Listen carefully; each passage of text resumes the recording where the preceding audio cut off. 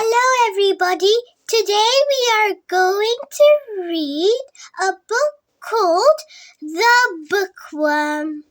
I need a pet, said Max. Really? said Mummy. Just a small one, said Max. A little puppy? Not a puppy, said Mummy. They chew things. I need a pet, said Max. Said Daddy. Just a fluffy one, said Max. A teeny weeny kitten, please. Not a kitten, said Daddy. They make the most awful smells.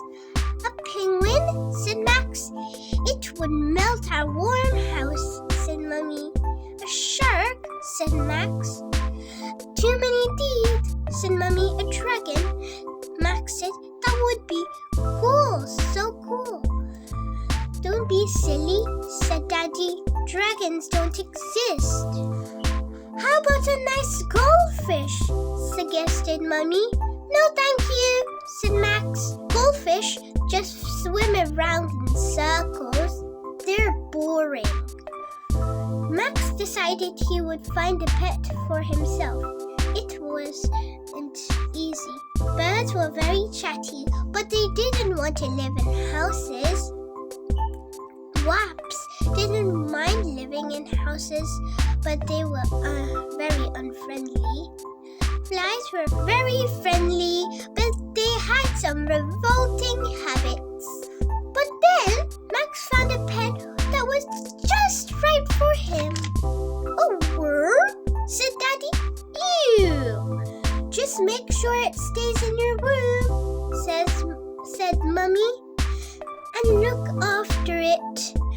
At first, the worm curled up in its bowl of earth and hid.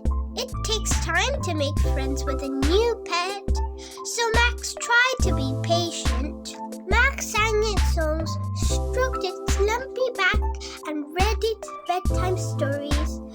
The worm loves stories best of all. You're a real bookworm, said Max. In time, Max and the bookworm became the best friends. They loved reading books together.